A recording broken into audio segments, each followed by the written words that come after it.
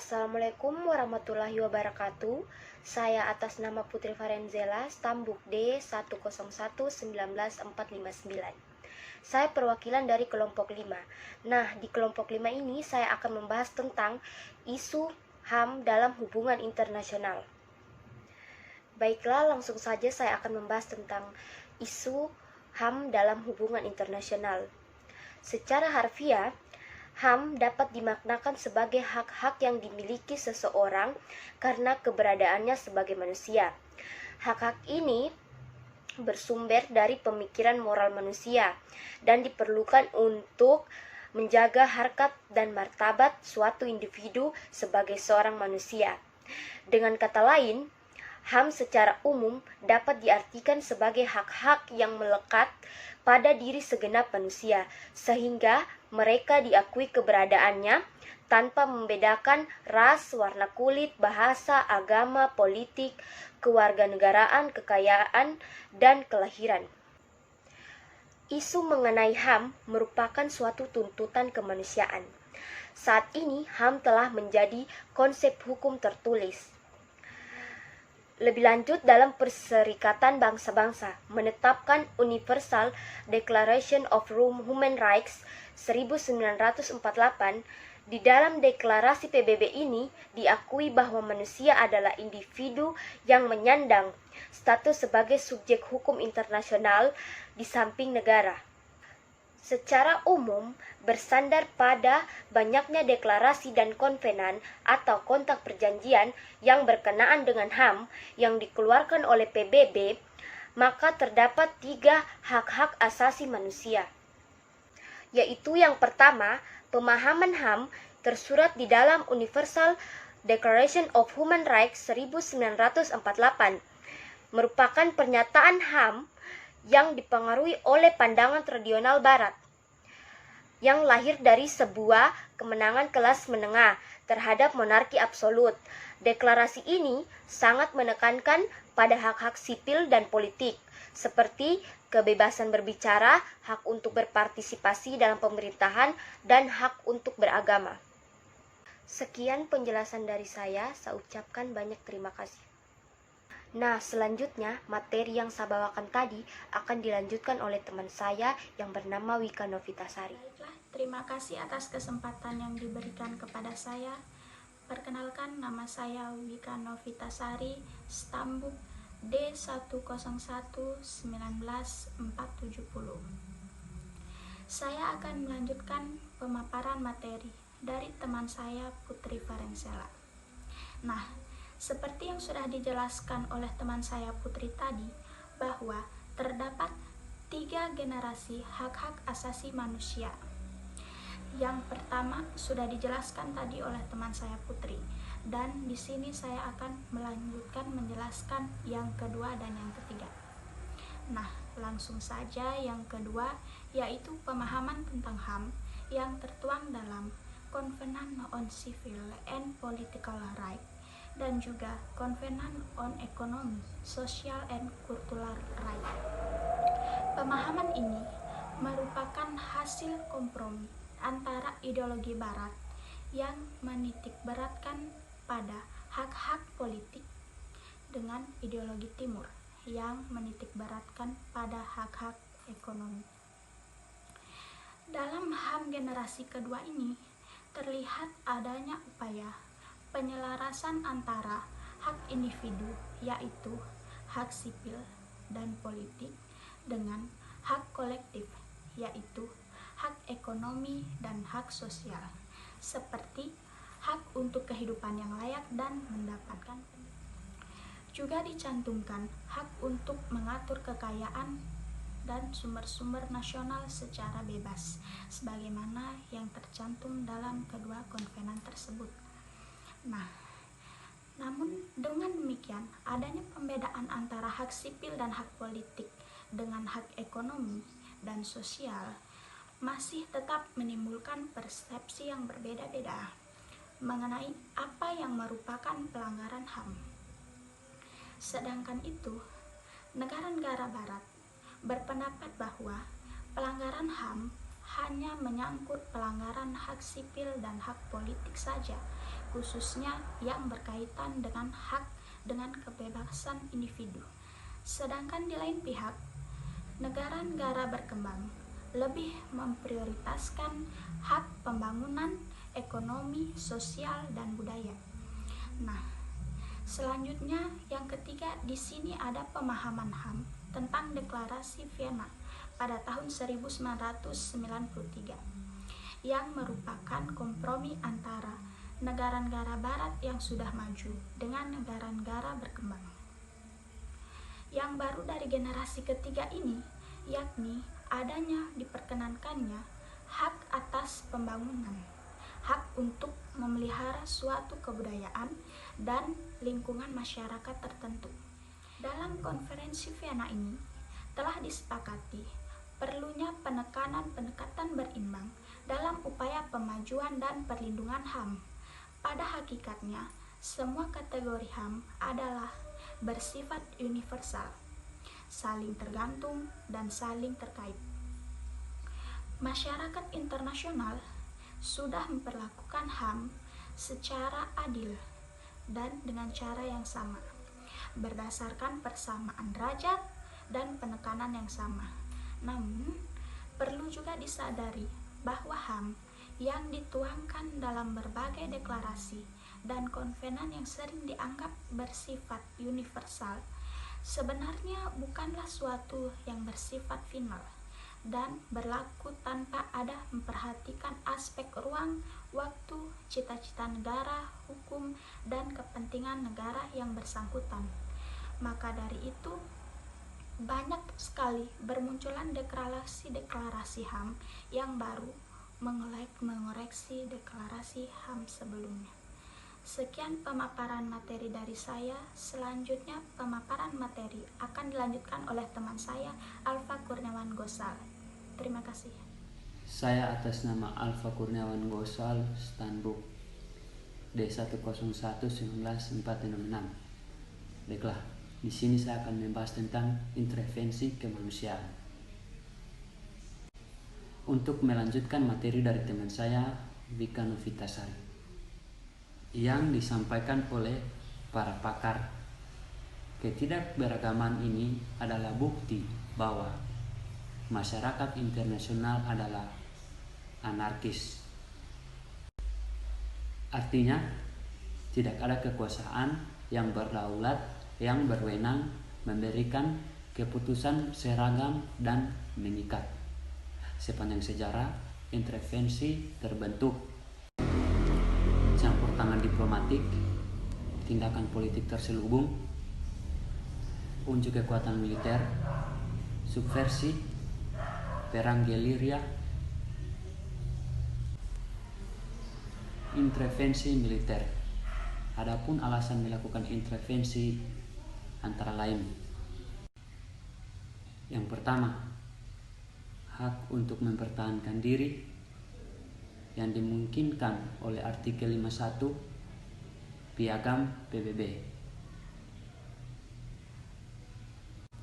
Kemudian diundang oleh rezim atau pemerintah yang berkuasa di negara itu untuk menghadapi perlawanan di dalam negeri. Dalam konteks hubungan internasional pasca Perang Dingin, terdapat hal yang menjadi perdebatan hangat di tengah masyarakat internasional, yakni perbedaan makna kedaulatan nasional. Seperti yang terdapat dalam Perjanjian Westphalia 1948. Dalam perjanjian dinyatakan bahwa dengan kedaulatannya, semua negara berhak mengatur segala urusan dalam negerinya, termasuk keberkaitan dengan perlakuan terhadap warga negaranya. Suatu negara dilarang campur tangan urusan negara lain. Prinsip larangan campur tangan oleh pihak asing ini dikenal sebagai prinsip non-intervention. Istilah intervensi mempunyai batasan sebagai suatu kegiatan yang dilakukan oleh suatu negara, kelompok dalam suatu negara, atau suatu organisasi internasional yang mencampuri secara paksa urusan dalam negeri negara lain. Namun, sepanjang sejarah yang ada, intervensi yang dilakukan oleh suatu negara yang disampaikan oleh Bismillahirrahmanirrahim. Assalamualaikum warahmatullahi wabarakatuh. Saya atas nama Agustina, Stambuk D101-19532 akan melanjutkan materi dari teman saya, Alfa Kurniawan Gosang, tentang intervensi kemanusiaan atau humanitarian intervention.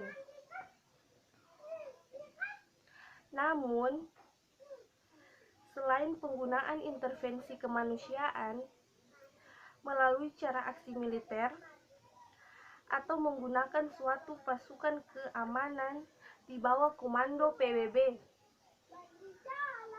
sekarang ini terdapat pula intervensi kemanusiaan yang telah halkus, yaitu dengan menggunakan isu pelanggaran hak asasi manusia atau biasa disebut dengan HAM, dan bantuan ekonomi, sehingga seolah-olah PBB mempunyai kewenangan untuk melakukan intervensi kemanusiaan.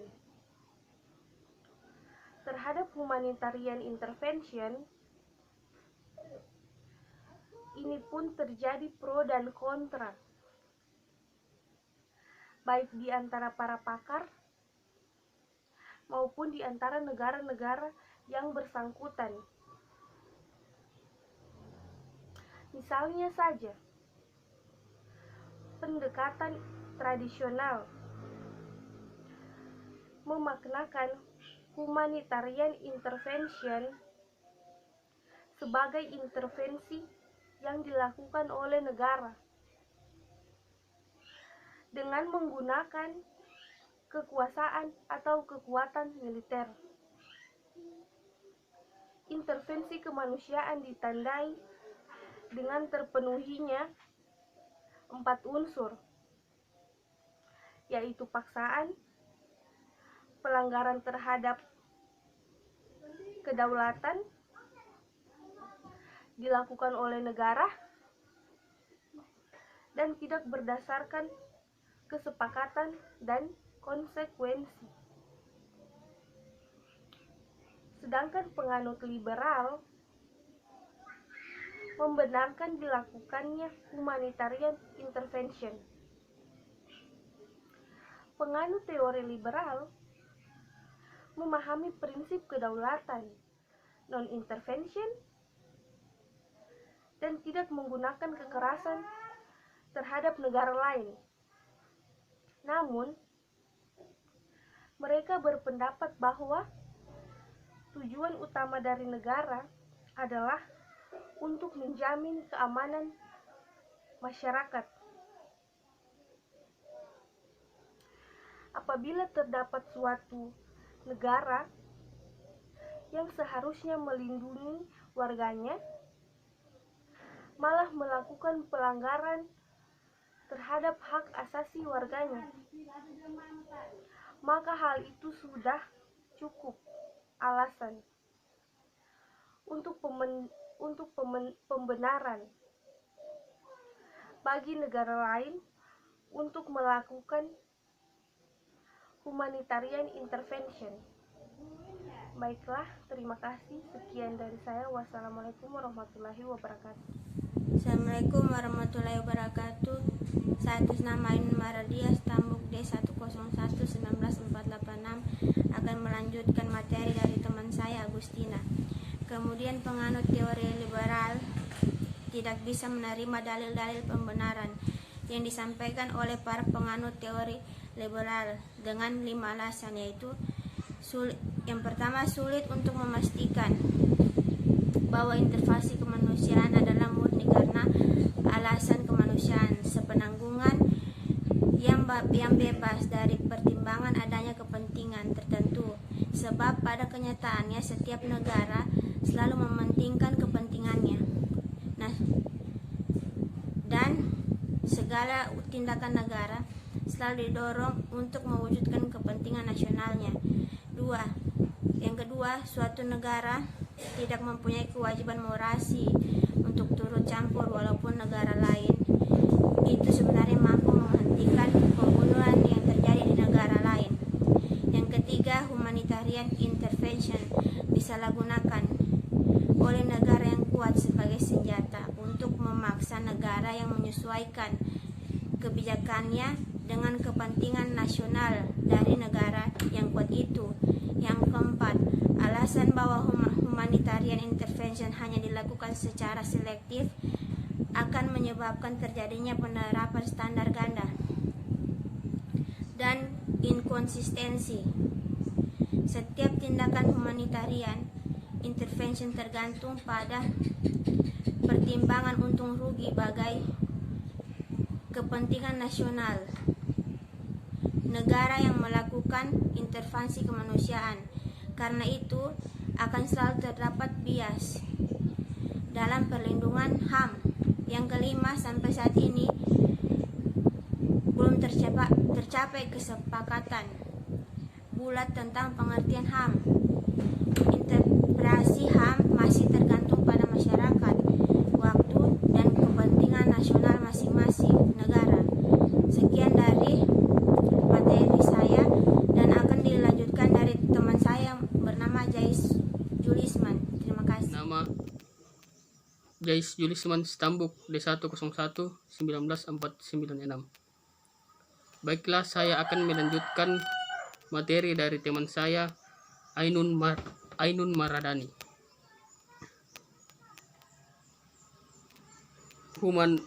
Humanitarian intervention mencakup hal penting, yaitu 1. Peacekeeping, di mana organisasi internasional melakukan intervensi kemanusiaan untuk menghentikan pertikaian yang terjadi sehingga menciptakan suasana damai. Dalam peacekeeping lebih menonjolkan aktivitas militer, contoh Interpet atau International Force for East Timor. 2. Peacemaking, di mana organisasi internasional melakukan aktivitas politik dan diplomatik melalui negosiasi, mediasi, arbitrasi, dan koalisi. 3. Peace building, intervensi suatu organisasi internasional dalam proses membangun kembali sebuah negara yang rusak akibat kekerasan yang terjadi. Contoh, UNTAD atau United Nations Transitional Administration East Timor. Terima kasih.